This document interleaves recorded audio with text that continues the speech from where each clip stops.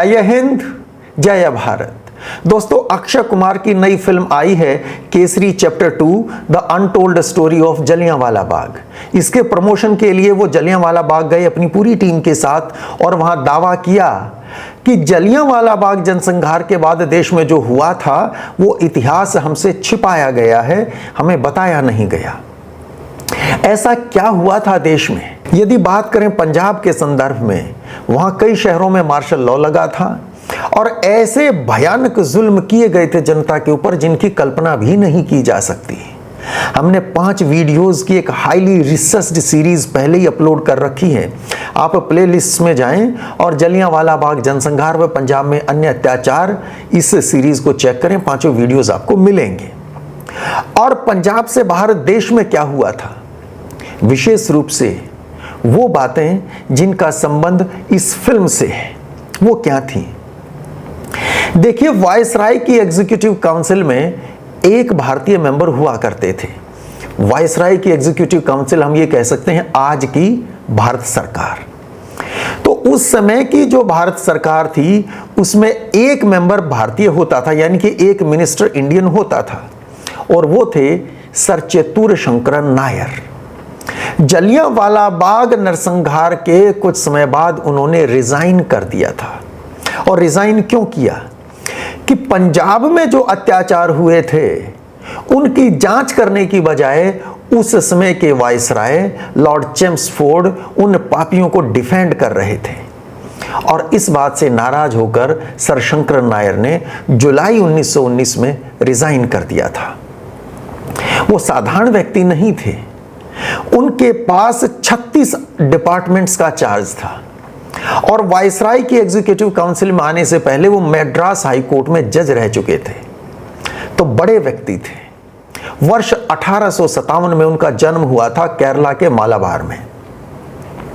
जब उन्होंने रिजाइन किया तो एक हंगामा खड़ा हो गया। स्वाभाविक सी बात थी कि जिस गवर्नमेंट में सिर्फ एक इंडियन मेंबर हो और वही रिजाइन कर दे, वो हाईएस्ट पोस्ट थी कोई भी इंडियन जो पा सकता था।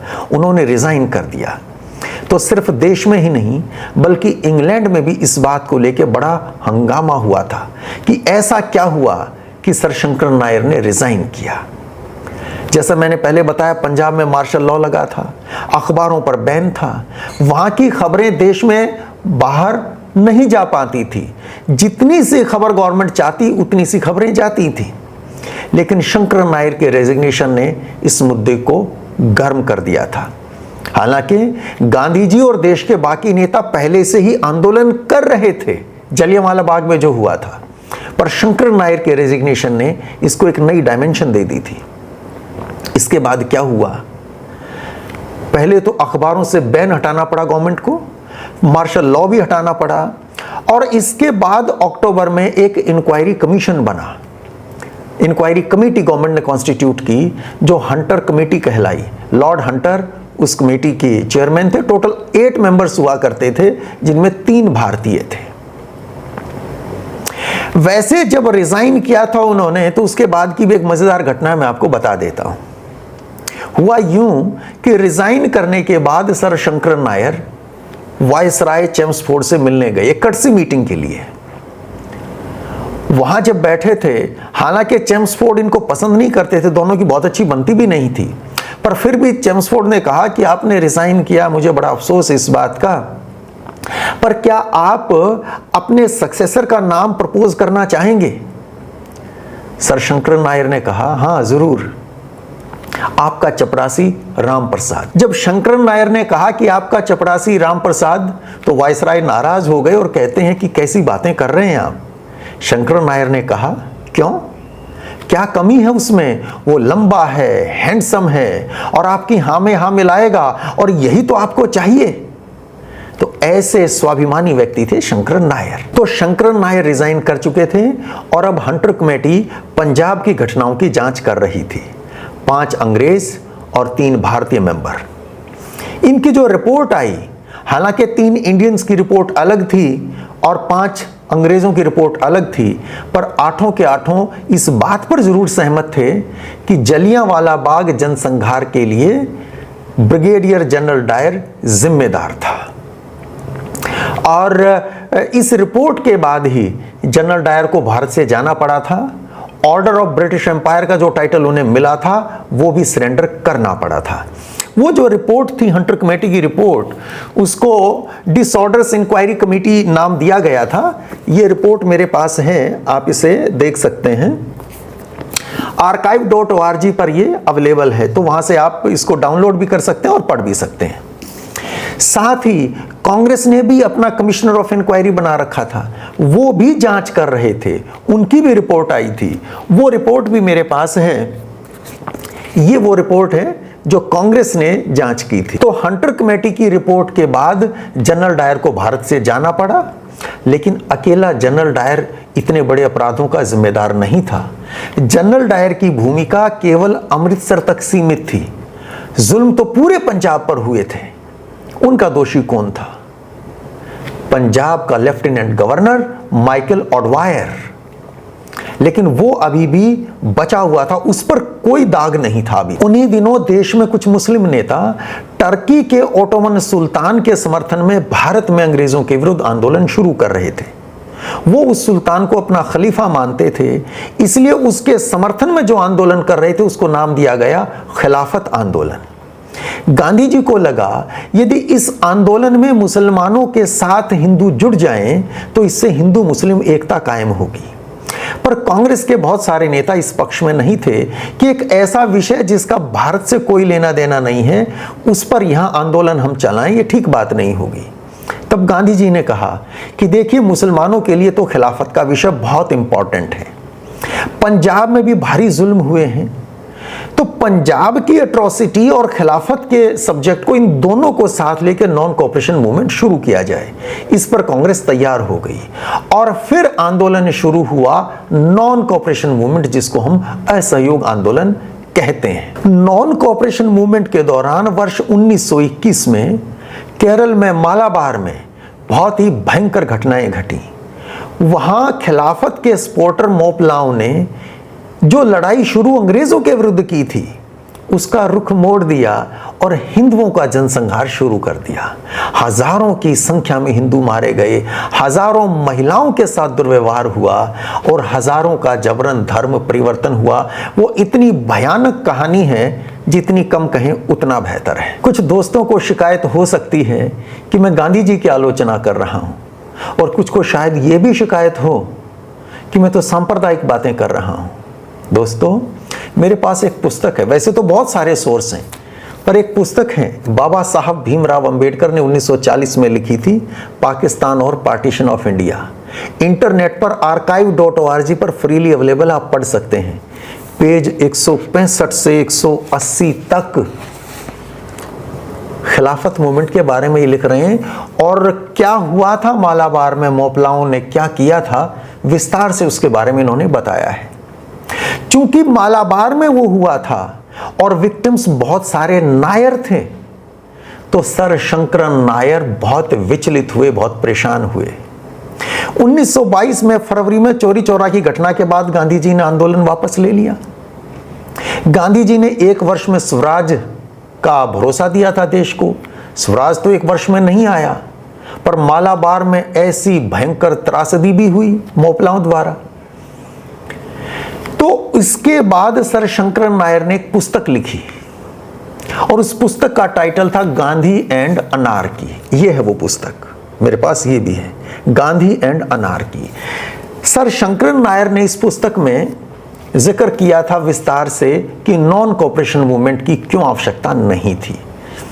आज हम इस बात पर चर्चा नहीं कर रहे हैं कि आवश्यकता थी या नहीं थी, हम आएंगे लौट के उस फिल्म के ऊपर जिसकी वजह से आज ये हम वीडियो कर रहे हैं। इस बुक में सर शंकरन नायर ने नॉन कोऑपरेशन मूवमेंट के ऊपर लिखते लिखते जब पंजाब की बात की तो उन्होंने कहा कि पंजाब में बड़े जुल्म हुए और उन जुल्मों का, उन अत्याचारों का जिम्मेदार था पंजाब का लेफ्टिनेंट गवर्नर सर माइकल ऑडवायर। ऐसा लिखा अपनी इस बुक में गांधी एंड अनारकी में। किसने? सर शंकरन नायर ने। गांधी जी की इतनी आलोचना की, गांधी जी ने तो कुछ नहीं कहा, लेकिन माइकल ऑडवायर को जिम्मेदार ठहरा दिया पंजाब की दुर्घटनाओं के लिए, जुल्मों के लिए। ऑडवायर से ये बात बर्दाश्त नहीं हुई। वो रिटायर होके जा चुके थे इंग्लैंड। ये वही ऑडवायर हैं 1940 में सरदार उधम सिंह ने वध किया था इनका।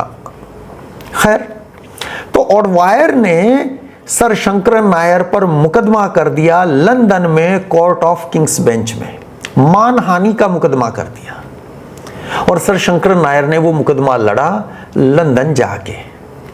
तो किसने मुकदमा किया? जो कभी लेफ्टिनेंट गवर्नर रहे थे जलियांवाला बाग के जनसंहार के समय पंजाब के। किसके ऊपर? सर शंकरन नायर पे। और उस अदालत में जज कौन थे? जज थे मैकार्डी, अंग्रेज। 12 मेंबर की जूरी थी, 12 के 12 अंग्रेज। वकील कौन थे?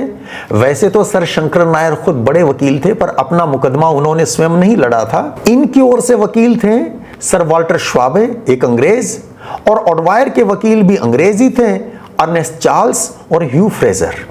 तो मुकदमा चला, ट्रायल हुई। वर्ष 1924 में ट्रायल होती है, 5 सप्ताह से ज्यादा चलती है और जम के बहस होती है, अखबारों में खबरें छपती हैं। मुकदमे का फैसला आता है। फैसले में सर शंकरन नायर हार जाते हैं। जूरी ने फैसला देना था। 11 मेंबर्स जूरी के सर शंकरन नायर के विरोध में फैसला देते हैं और एक उनके पक्ष में। तो मुकदमा सर शंकरन नायर हार गए। लेकिन जिस ढंग से उन्होंने मुकदमा लड़ा था, जिस तरह से अखबारों में उसकी खबरें छपी थीं, ब्रिटेन की जनता को सच्चाई का पता चल गया था कि क्या हुआ था उन दिनों पंजाब में। मुकदमे का फैसला आने के बाद माइकल ऑडवायर ने भी एक किताब लिखी, India as I knew it. इसमें उन्होंने उस केस के बारे में डिटेल से चर्चा की है और यह भी बताया है कि ऐसी कौन सी बातें थी सर शंकरन नायर की पुस्तक में जिससे उनको परेशानी हुई और वो मुकदमा हुआ। बहरहाल, इसके कुछ साल बाद सर शंकरन नायर ने अपनी ऑटोबायोग्राफी भी लिखी। उसमें भी उन्होंने विस्तार से बताया उस मुकदमे के बारे में। और बाद में एक बायोग्राफी सर शंकरन नायर पर उनके दामाद केपीएस मेनन ने भी लिखी, वो भी हमने पढ़ी है। कुछ वर्ष पहले सर शंकरन नायर पर एक बुक और आई है, a case that shook the empire. ये लिखी है उनके ग्रेट ग्रैंडसन रघु पलत ने। जलियांवाला बाग में अपनी फिल्म के प्रमोशन करते हुए अक्षय कुमार के हाथ में यही किताब थी, a case that shook the empire, और इसके लेखक रघु पलत भी साथ में खड़े थे। अक्षय कुमार कह रहे थे कि मेरी फिल्म इसी किताब के ऊपर बेस्ड है। चूंकि ये विषय मेरा पढ़ा हुआ था, मुझे क्यूरियोसिटी थी, मैं भी फिल्म देखने गया और 2 घंटे थिएटर में उस इतिहास को ढूंढता रहा जिसके बारे में अक्षय कुमार जलियांवाला बाग में खड़े होकर कह रहे थे कि वो इतिहास जो हमसे छिपाया गया वो हम लेकर आ रहे हैं। मुझे वो इतिहास मिला नहीं। सच बात यह है कि ये फिल्म ना तो a case that shook the empire पे है, ना और किसी हिस्टोरिकल बुक पे है। फिल्म बहुत अच्छी बनी है अगर एंटरटेनमेंट की नज़र से देखें तो। फिल्म बहुत अच्छी बनी है यदि इसमें अभिनय की बात करें। अक्षय कुमार ने बहुत अच्छा अभिनय किया है, माधवन ने भी बहुत अच्छा किया, बाकी सबने भी अच्छा काम किया। ओवरऑल एंटरटेनमेंट के लिए फिल्म बहुत अच्छी है, आप जरूर देखिए। खासतौर पर यदि आप अक्षय कुमार के फैन हैं तो जरूर देखिए। लेकिन वहां इतिहास ढूंढने की गलती मत करना जैसी मैं कर रहा था। इतिहास कहीं नहीं मिलेगा और जो दिखाया गया है प्लीज उसे इतिहास मान मत लेना, वो उससे कोसों दूर है। वैसे तो ये लिस्ट बहुत लंबी है, 100 बातें गिना सकता हूं, शायद 100 से भी ज्यादा, लेकिन 2-4 बातें आपसे जरूर साझा करूंगा। सच्चाई क्या थी, फिल्म क्या कह रही है। पहली बात, फिल्म में दिखाया गया कि सर शंकरन नायर ने जनरल डायर और ब्रिटिश क्राउन के अगेंस्ट मुकदमा किया। यह सच नहीं था। मुकदमा सर शंकरन नायर ने नहीं किया था, मुकदमा किया था माइकल ऑडवायर ने। जनरल डायर कहीं नहीं है पिक्चर में। मुकदमा किया माइकल ऑडवायर ने, और किसके विरुद्ध? सर शंकरन नायर के विरुद्ध। यह मानहानि का मुकदमा था। दूसरी बात, फिल्म में दिखाया गया कि वो मुकदमा भारत में अमृतसर की डिस्ट्रिक्ट कोर्ट में हुआ। गलत, एकदम गलत। मुकदमा हुआ लंदन में court of the Kings bench में। तीसरी बात, फिल्म में दिखाया गया कि सर शंकर नायर अपना मुकदमा खुद लड़ते हैं, अपनी पैरवी खुद करते हैं। एकदम गलत। उनकी पैरवी की थी सर वाल्टर श्वाबे ने, जैसा मैंने पहले बताया। और फिल्म में यह भी दिखाया कि एक महिला, उनकी जूनियर एडवोकेट एक महिला और थी। कहीं उनके मुकदमे में किसी महिला एडवोकेट का साथ में जिक्र नहीं आता है। चौथी बात, फिल्म में दिखाया गया कि जलियांवाला बाग जनसंहार के बाद वायसराय का कमीशन बना। उस कमीशन में सिर्फ एक इंडियन था और वो थे वायसराय की एग्जीक्यूटिव काउंसिल के मेंबर सर शंकर नायर। उन्होंने जांच की, उस कमीशन ने जांच की, बाकी सारे एक राय थे और सर शंकर नायर अलग राय थे। बाकी सब ने जनरल डायर को निर्दोष बताया, इन्होंने दोषी बताया। ऐसा कोई कमीशन बना ही नहीं। इनके बल्कि रेजिग्नेशन के बाद, जैसे मैंने बताया, जुलाई में रिजाइन कर चुके ये, और अक्टूबर में हंटर कमेटी बनी थी, ये उसका हिस्सा नहीं है और उसमें बाकी और 3 भारतीय थे। तो ये गलत है। पांचवी बात, फिल्म में दिखाया गया कि उस वायसराय कमीशन ने डायर को निर्दोष करार दे दिया। जब कोई कमीशन बना ही नहीं तो दोषी और निर्दोष की कोई बात ही नहीं उठती। हंटर कमेटी ने दोषी पाया था और जैसा मैंने पहले भी कहा, हंटर कमेटी की रिपोर्ट के बाद ही जनरल डायर को भारत से जाना पड़ा था, सेना की नौकरी चली गई थी। छठी बात, फिल्म में दिखाया कि जब जलियांवाला बाग की वो घटना घटती है 13 अप्रैल 1919 को, तो जलियांवाला बाग में इनकलाब जिंदाबाद के बैनर्स लगे थे और इनकलाब जिंदाबाद के नारे गूंज रहे थे। इनकलाब जिंदाबाद का नारा इस देश को बलिदानियों के शिरोमणि शहीद आजम सरदार भगत सिंह ने दिया था। वर्ष 1928 में जब उन्होंने सैंडर्स का वध किया 17 दिसंबर को, उसके बाद लाहौर की दीवारों पर जो पर्चे चिपकाए थे उनमें पहली बार इनकलाब जिंदाबाद छपा था। और फिर 8 अप्रैल 1929 को सेंट्रल असेंबली में जब बम फेंके, उन पर्चों में छपा था और वहां उन्होंने इनकलाब जिंदाबाद के नारे सेंट्रल असेंबली में लगाए थे। 1919 में देश में इनकलाब जिंदाबाद का नारा था ही नहीं। तब नारे लगते थे भारत माता की जय, वंदे मातरम, और तीसरा था गांधी जी की जय। तो इनकलाब जिंदाबाद नहीं है वहां पे। सातवीं बात जो मुझे बहुत खराब भी लगी, सर शंकर नायर, उसमें उनकी कितनी उम्र थी? 1857 में पैदा हुए और 1923-24 में वो मुकदमा लड़ रहे हैं। तो 43 और 22 भी अगर हम गिने तो 65, 66, 67 साल की उम्र थी उनकी। दिखाया कि अदालत में जब वो बहस कर रहे हैं तो जज को भद्दी गालियां दे रहे हैं अंग्रेजी में। कैसा? सर शंकर नायर बहुत बड़े व्यक्ति थे, क्या दिखा रखा है? 66-67 साल की उम्र, जो भारत में वायसराय की एग्जीक्यूटिव काउंसिल के मेंबर रहे, हाई कोर्ट के जज रहे, और जिस भाषा में उनको बात करता दिखाया गया है, उनको उनका कद बढ़ाया नहीं, मेरी नजर में छोटा कर दिया गया। और इस फिल्म के प्रमोशन में उन्हीं के ग्रेट ग्रैंडसन मिस्टर रघु पलत साथ खड़े हैं। क्यों खड़े हैं ये वो जाने। यहां तक दिखा दिया कि मुकदमा हार रहे हैं, तो फिर उस मुकदमे को जीतने के लिए सर शंकर नायर वहां किसी से जुगाड़ लगाते हैं और मिलिट्री की कोई सीक्रेट फाइल हासिल कर लेते हैं, और उस सीक्रेट फाइल हासिल करने के लिए फिर वो अरेस्ट कर लिए गए। कहां से कैसी कैसी कहानियां, ये कुछ बातें मैंने आपको बताई। दोस्तों, एंटरटेनमेंट के लिए, जैसा मैं फिर कहा, पहले भी कहा, फिर कहता हूं, एंटरटेनमेंट के लिए देखना है ज़रूर जाइए, प्लीज़ इतिहास खोजने मत जाइए। इतिहास जानना है सर शंकर नायर का राष्ट्रवंदना चैनल आपकी सेवा में हर समय। आज के लिए इतना ही। ये जानकारी कैसी लगी कमेंट बॉक्स में लिखकर ज़रूर बताइएगा। जय हिंद, जय भारत।